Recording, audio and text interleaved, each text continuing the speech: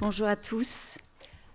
Alors, je pense que l'intervention d'avant permet un petit peu finalement de passer peut-être de méthodes quantitatives aux méthodes qualitatives sans aucun jugement de valeur, mais qui est notre fond de commerce et notre fond intellectuel. Donc notre recherche s'intitule Vacances métropolitaines, histoire et futur des lieux de vacances et de loisirs franciliens. Je ne vous cache pas qu'on s'est fait plaisir.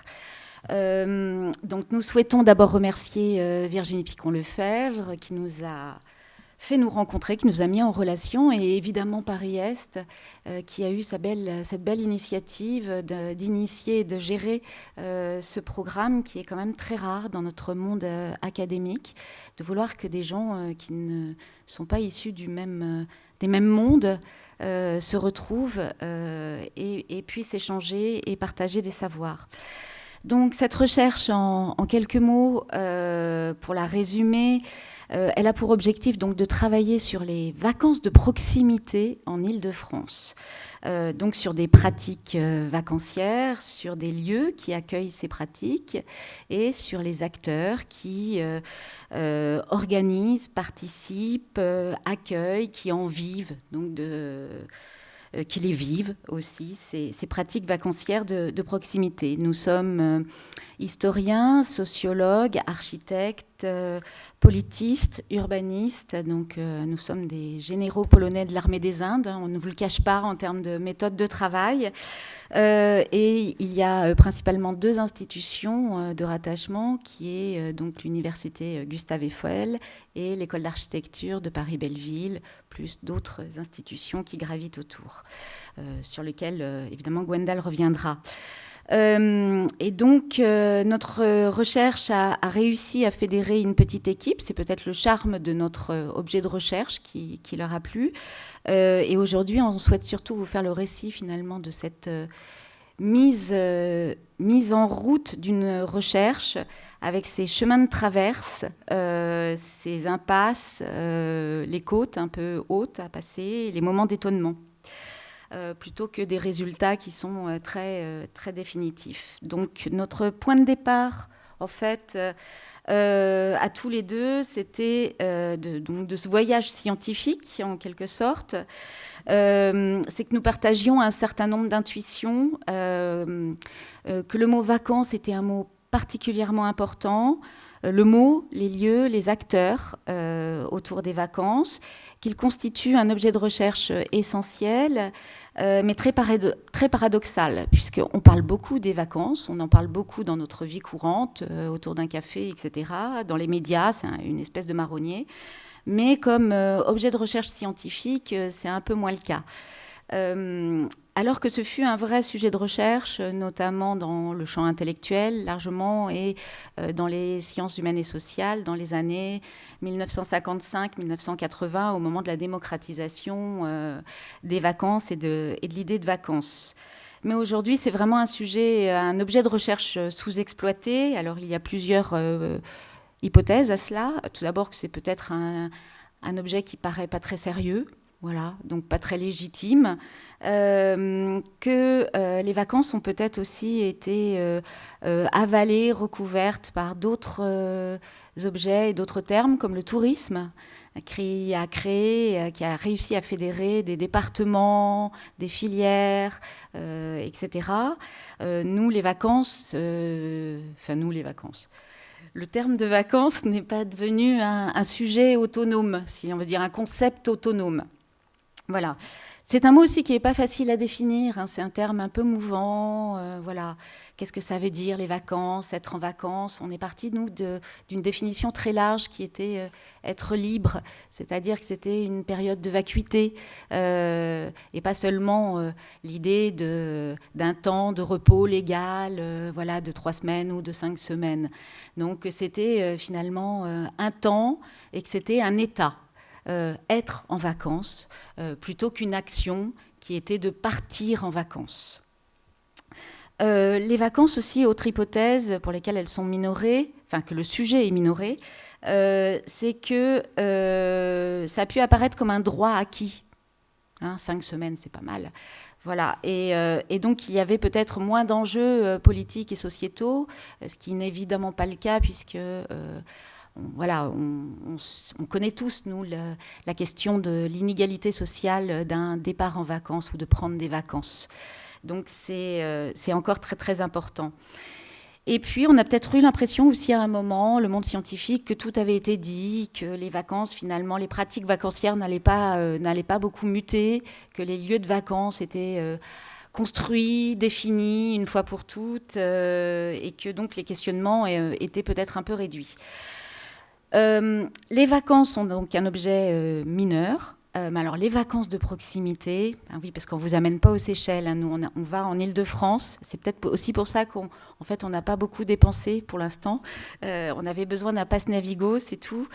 Et voilà, les vacances de proximité, ça fait un peu moins rêver, quoi.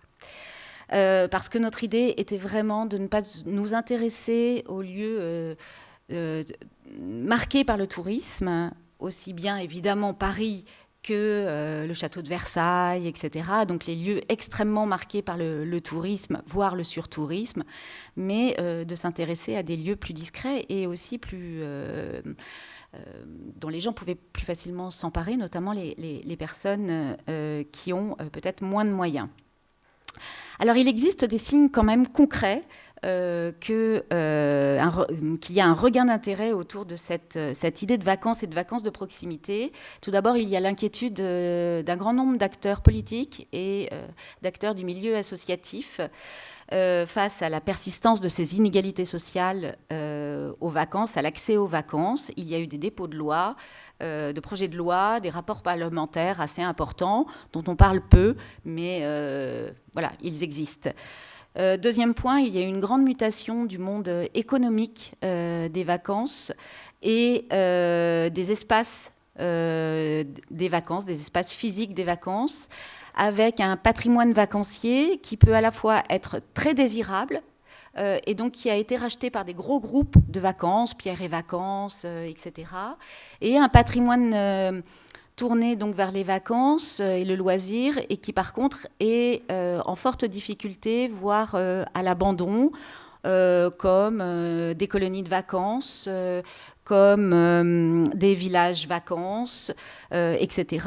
Et il y a un grand désarroi d'un nombre de communes importants face à un patrimoine en fait immobilier dont ils ne savent que faire et qui est très lourd économiquement à gérer.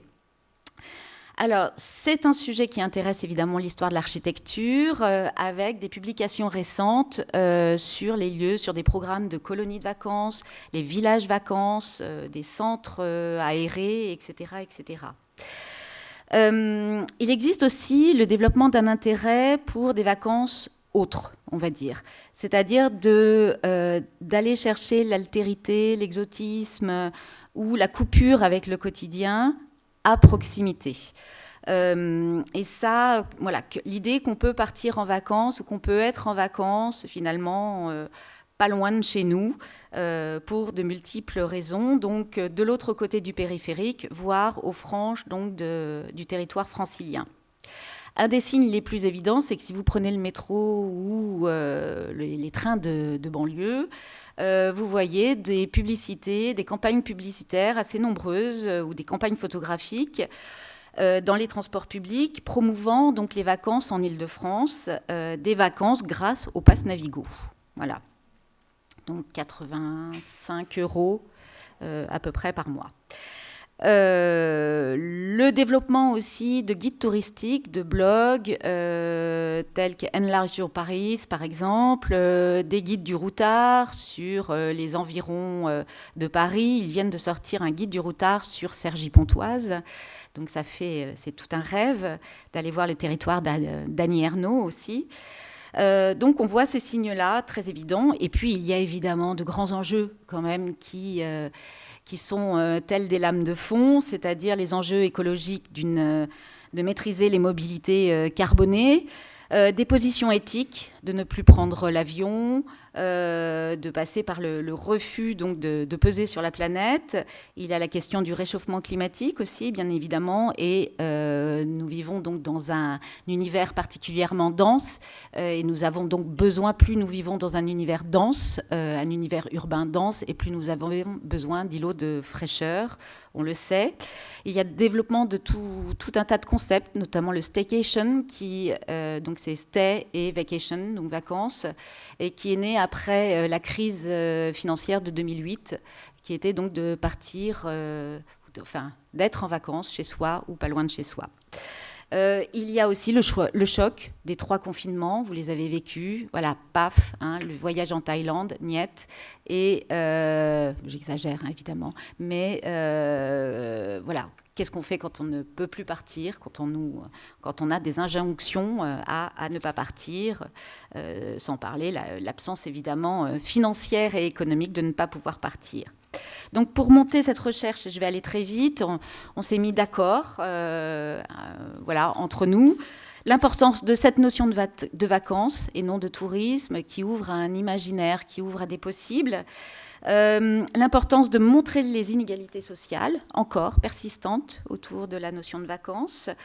La nécessité aussi de s'inscrire dans une histoire longue, de ne pas être ébloui par une prétendue nouveauté de nos questions respectives. C'est-à-dire qu'il existe depuis le milieu du 19e siècle des très beaux guides, le guide Johan par exemple, sur Paris et les environs de Paris, les parties de campagne par exemple de la fin du 19e avec le développement des transports.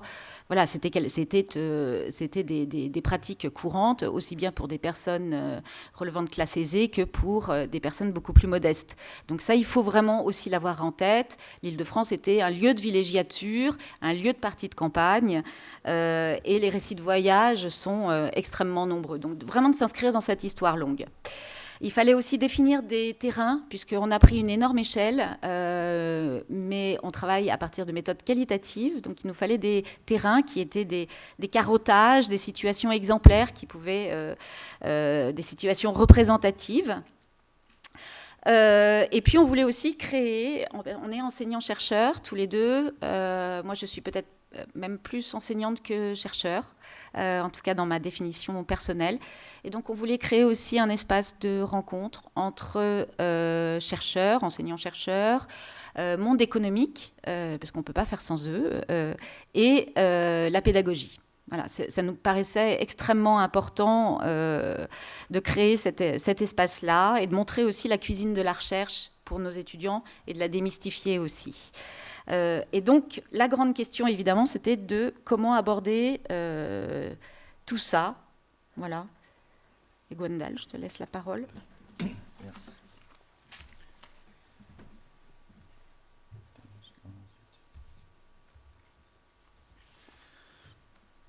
Donc après avoir brossé le contexte programmatique de cette recherche, il faut qu'on vous restitue les manières dont on a procédé et ce qu'on a finalement produit, même si on est au milieu du gué en termes du projet, puisqu'il se termine fin mars. Le premier chantier, c'était de fédérer un noyau de chercheurs et d'enseignants-chercheurs surtout, et de mettre au point une méthode de travail. Donc on a fédéré, il y avait deux institutions, donc UGE et ENSA PB, 3 laboratoires, donc c'est ACP, Analyse comparée des pouvoirs à UGE, et LVMT, Laboratoire Ville, Mobilité, Transport. Donc ça fait 3 chercheurs côté UGE et des chercheurs et des chercheuses de l'IPROS, Virginie Picon-Lefebvre, toi Valérie, Catherine Blin et Lionel Engrand. Donc et Anne Chatelut. Donc on est 9 chercheurs, chercheuses de plusieurs disciplines, tu l'as dit, 3 laboratoires, 2 institutions. Et la méthode qu'on a mis en place, puisque tu l'as dit, c'est vaste, il y a différentes entrées possibles. Ça a été de s'appuyer sur les recherches individuelles de chacun et de chacune suscitées par le projet. Alors certains avaient des intérêts de recherche qui étaient déjà anciens, mais ça a été l'occasion en tout cas de les actualiser ou en tout cas de faire varier une focale. Donc s'appuyer sur des recherches individuelles, donc des intérêts scientifiques qui sont propres, mais adossés à une dynamique collective. Une dynamique collective qui se retrouve dans des temps en fait, de restitution, dans des séminaires internes. On en a fait un en janvier de cette année, on en refait un en décembre, et on aimerait après qu'il y ait une valorisation plus ouverte avec un colloque, mais ça j'en parlerai très rapidement dans les perspectives. Et les exemples de recherche, alors je ne les mets pas toutes, mais non, il faut que je revienne. Est-ce que c'est ça ? Ouais, c'est ça. C'est par exemple Lionel Engrand qui travaille sur Cergy-Pontoise, donc sur l'histoire de la ville nouvelle, dont l'île de loisirs, qui s'appelait anciennement une base de loisirs et de plein air de Cergy, est consubstantielle de la construction de cette ville nouvelle.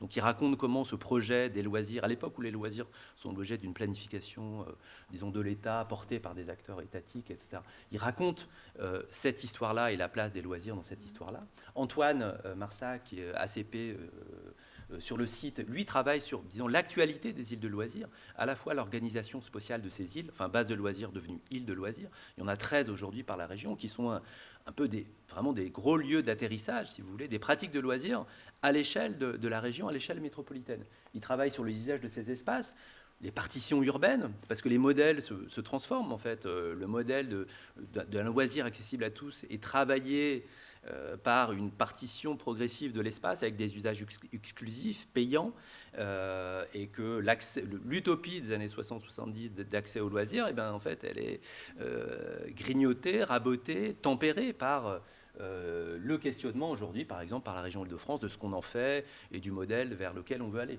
Ce qui, par ailleurs, produit dans les séminaires, du coup, une rencontre entre Lionel et Antoine, une discussion, etc., intéressante sur, par exemple, le cas de Cergy ou le cas de Vert, etc. Tifaout, qui est à la fois à l'ENSAS de Strasbourg et au LVMT sur un contrat d'hier, travaille sur les politiques touristiques de France dans les années 60-80, sur l'île de Vert et aussi sur le village vacances de Dourdan, qui discute avec Catherine Blin, qui travaille sur la planification des loisirs du plan Prost au schéma directeur régional d'Île-de-France jusque dans les années 60-70. Donc ça initie des dialogues, mais avec aussi Virginie Picon-Lefebvre qui travaille sur le modèle des vacances, du village de vacances, etc. Donc des gens qui ne se parlaient pas, ou qui se connaissaient, voire pas, ou juste de nom, en fait, sont engagés dans une discussion à partir de leur recherche propre qu'on arrive à amalgamer d'une certaine manière dans les séminaires. Il y a eu un autre chantier un autre chantier en parallèle qui était à la fois de faire un état de l'art, etc., que notamment Valérie a pris en charge, mais aussi de regarder l'évolution de ces notions-là à travers un travail de recension, de regarder vacances, loisirs, tourisme. Qu'est-ce que c'est qu'à la lecture des revues d'architecture depuis les années 30, notamment dans l'architecture d'aujourd'hui, mais pas que, mais c'est notamment une des plus importantes. Donc voir l'évolution du modèle des vacances aujourd'hui porté par, voilà, tu l'as dit, le tourisme, l'internationalisation, donc les vacances ont été minorées, qui reviennent maintenant sur les vacances de proximité au regard de la question de durabilité, question d'inégalité sociale, etc. D'engager également, autre élément de chantier, une spatialisation, un début de spatialisation sur les îles de loisirs, les systèmes de transport, les ressources naturelles, les forêts, etc. Ce qui existait, ce qui n'existe plus, les plages urbaines, etc. Un travail sur des archives, les cartes postales qui ont... Voilà, on parle de la baignade dans la Seine, avant on se baignait très facilement dans les cours d'eau, etc. Des pratiques qui maintenant sont réglementées, normées, etc. Donc de repérer comme ça un ensemble d'évolutions et de les spatialiser. Tu évoquais la question de la pédagogie aussi, c'est un autre des chantiers. On a travaillé avec Anne Chatelus à l'ENSAPB qui s'occupe de l'atelier photographique et de la place de l'image et des arts visuels de ce qu'on en fait dans la production urbaine. Donc ça, c'est quelques éléments d'étudiants qui ont travaillé sur la thématique des vacances grandes parisiennes. Alors ils le font en automne et en hiver, donc de fait, en tout cas ce qu'on vous montre là, c'est le temps, alors le lac des Minimes à Vincennes, mais le Luxembourg en plein centre de Paris, mais c'est l'idée de la vacance, du repos, etc., plutôt individuelle qui apparaît. Mais là, en tout cas, c'est de familiariser aussi les étudiants et les étudiantes avec ces questions-là qui traversent en fait l'architecture, l'urbanisme, évidemment, parce que c'est une composante en termes de rythme, de pratique, d'équipement de la ville et des territoires, même si elle est largement prise en charge beaucoup par les opérateurs privés avec un horizon économique qui détermine quand même beaucoup de choses. J'en viens maintenant, pour terminer, à la question des perspectives et de ce qu'on imagine. Donc il y a un travail de valorisation qu'on veut faire, à la fois sur un carnet de recherche et de mettre à jour effectivement tout notre travail, l'ensemble des recherches individuelles et de les rendre, disons, intelligibles pour montrer comment elles font sens les unes avec les autres et les dialogues que ça implique. avec aussi un moment fort qu'on imaginerait, si l'avenant nous le permet, de faire un colloque ou une grosse journée d'études, enfin plus qu'une d'ailleurs, 2, en juin 2025, mais là très ouvert, regroupant du coup des chercheurs, des chercheuses sur ces thématiques, parce qu'il y en existe à l'échelle de la France et à l'échelle internationale. Il y a des choses qui se font de plus en plus sur les questions de patrimoine délaissé, sur les questions de la proximité, de la place de la nature, lien loisir-nature, etc. De la structuration d'un réseau, deuxième point, c'est-à-dire à la fois dans la recherche académique et d'élargir au sein, par exemple, on voit bien que dans les écoles d'architecture, il y a des intérêts pour ça, et d'élargir au sein de l'UMR, par exemple au CERN, dans lequel l'IPROS est intégré, mais même d'aller au-delà, et aussi avec des acteurs professionnels, les CDT, comités départementaux du tourisme, les CRT, qui sont en fait assez peu adossés quand même aux questions de recherche, hormis quelques individualités. Et de reprendre langue aussi avec des gens qui ont été acteurs de ça à des moments où c'était très important en termes de politique publique, de planification, pour qu'ils restituent cette histoire-là, qui a été fait un petit peu comme ça dans un numéro ou deux, des numéros spéciaux, mais d'avoir une trace, une histoire orale de la place que les loisirs, les vacances ont occupé à un moment dans les préoccupations de la puissance publique. Ce qui est moins le cas maintenant, et de l'IPR, Institut Paris Région, avec qui on a discuté, on a été voir leur fonds. Ils seraient intéressés parce que dans leur politique de communication, d'une exposition, etc. Donc il y a sans doute là des choses à faire, et on essaye d'imaginer ce que pourrait être, en termes de médiation, même en discutant avec la Cité de l'Architecture, etc., les possibilités de valorisation et de sortie du projet en racontant aussi nos recherches et en les valorisant. Et à terme, on aimerait structurer des choses, un séminaire pluriannuel entre UGE et des laboratoires qu'on a cités, l'UGE et l'ENSA Paris-Belleville, sur des thématiques architecture, patrimoine, territoire des vacances et des loisirs, donc avec peut-être 3 temps dans l'année, là des séminaires très ouverts pour le coup, avec construction d'un programme qui permet du coup de s'appuyer, enfin de donner une visibilité et puis de faire dialoguer les individus, les chercheurs et les chercheuses. Et voilà, la production d'une exposition, ça j'en ai parlé, d'une collecte de données avec les entretiens qu'on continue à faire auprès des gens qui ont eu une place importante sur cette question-là, ce qu'on appelait des grands témoins, et qui sont aussi aujourd'hui toujours, pour certains d'entre eux, des acteurs à cheval entre politique publique, mais aussi politique sociale des vacances, au regard de la question des inégalités. Donc ça, c'est un peu en réflexion à terme sur ce qu'on aimerait faire. Et j'en termine là, pour le coup, parce qu'il faut que je m'arrête. Merci en tout cas de votre attention.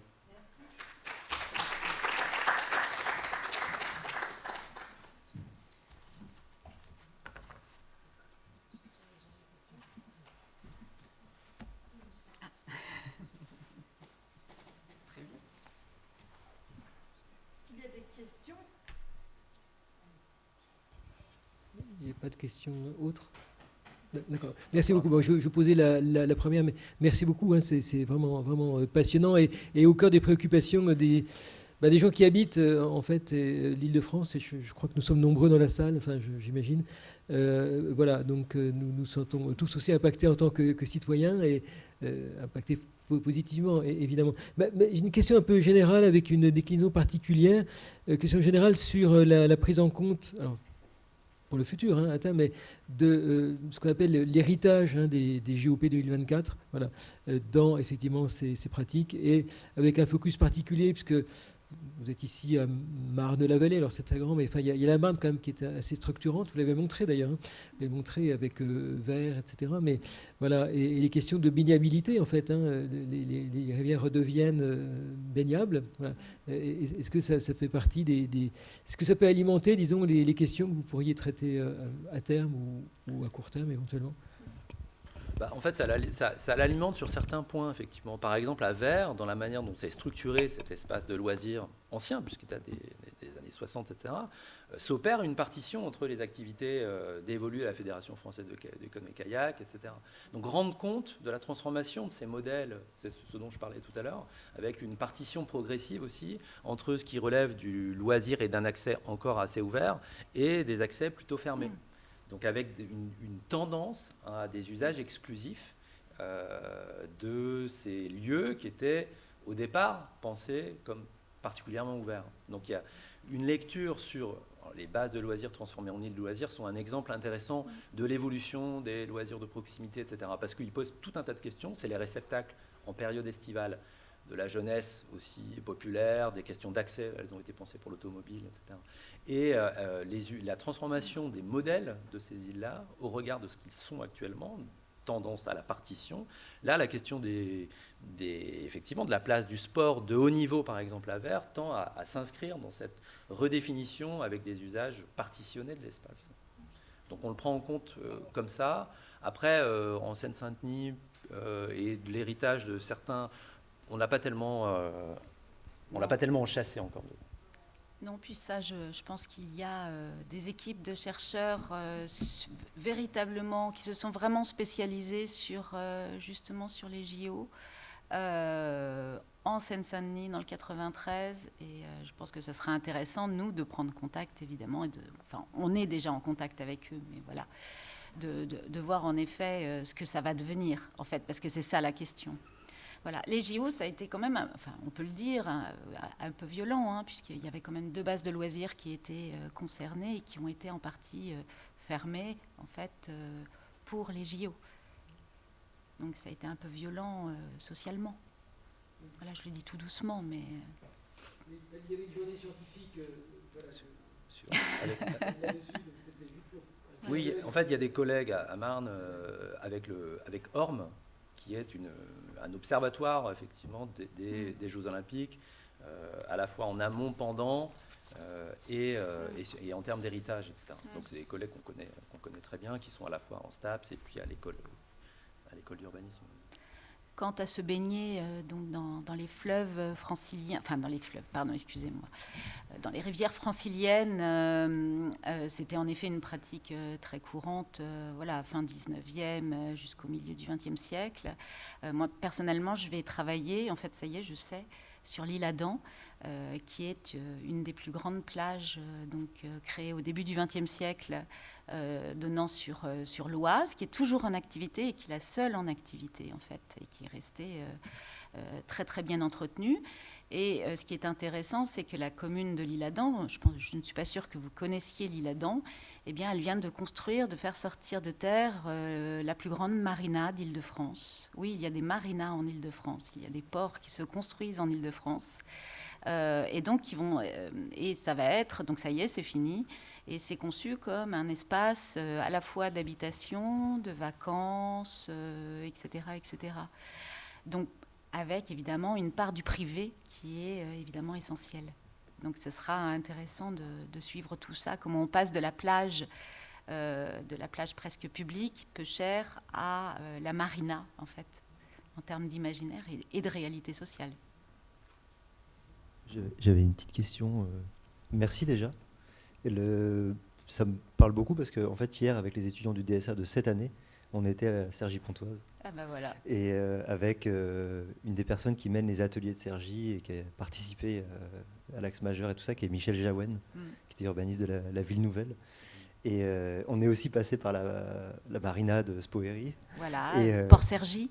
Hors Cergy. Et il nous a rappelé d'ailleurs que c'était le lieu au final le plus aimé de Cergy, avec sans jugement esthétique, en fait, en disant voilà, il nous a raconté un peu toute l'histoire de la Ville Nouvelle, comment ça avait été fait, et qu'à la fin les gens ils buvaient des coups quand même là. Oui. Et alors du coup ça m'évoquait plusieurs choses. Il y avait à la fois parce que nous on a fait une balade un peu le long du RER. Oui. Et on s'est arrêté notamment sur les différentes dalles et différents bois, etc. Et du coup on va vite chercher les lieux de villégiature d'Île-de-France.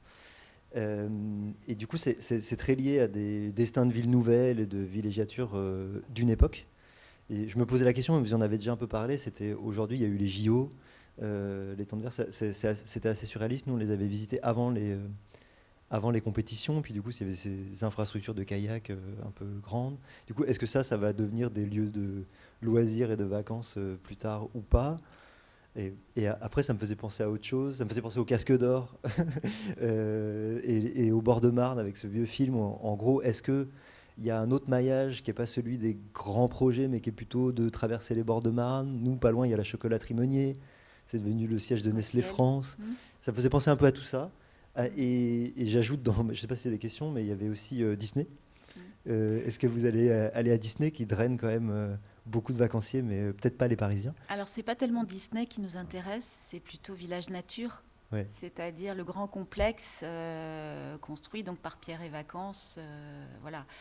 Là, c'est comment finalement, dans les années 60-70, on pouvait imaginer des très beaux d'ailleurs villages de vacances construits. Je pense notamment à celui de Brest. Vous étiez pas loin de Schweitzer, qui est d'une beauté absolument incroyable, dans des auberges de jeunesse aussi qui étaient extrêmement soignées. Comment on passe donc de ces villages de vacances qui étaient plutôt en montagne et sur la côte atlantique et puis un petit peu dans le Var, mais un peu moins, à justement un énorme village de vacances à Marne-la-Vallée. C'est ça la question. Mais, et comment ça fonctionne en fait? À la fois ça fonctionne pour des franciliens, mais aussi pour l'américain qui vient voir Disney France, voilà, et qui va plutôt dormir en fait, en effet, sur la séquence 4 de Marne-la-Vallée. Du coup, j'avais une question un peu de... Je ne sais pas si c'est un fantasme de modélisation. Mais c'est, en fait, est-ce qu'à la fin, ce que vous faites pourrait servir pour faire établir une sorte de maillage et qui tenterait de se dire on peut tous, un peu en Ile-de-France, être à équidistance de lieux villégiature et peut-être aussi intramuros à une échelle week-end, en disant est-ce qu'on est tous aussi dans un maillage ludique de vacances qui pourrait être en fait une vraie trame d'aménagement aussi, quoi, pour être Tout à fait. Alors, on n'en a pas les compétences à cette échelle-là. C'est pour ça qu'on est... un de nos chantiers, en fait, a été d'établir déjà une cartographie, mais presque pour nous, pour visualiser finalement les espaces, visualiser les campings en Ile-de-France. Il y a des campings, il n'y a pas seulement le camping de Boulogne, en fait, il y en a quelques-uns. Visualiser donc les offres en fait qui sont pas des offres d'hôtels classiques, mais voilà, où sont les offres en fait, où on peut dormir par exemple en effet pour un week-end, etc. Donc ça on a essayé de le cartographier, mais c'est un travail de longue haleine et on était plutôt parti sur l'Atlas que sur une modélisation, voilà. Mais ça c'est peut-être notre manque d'imagination à un moment. Merci.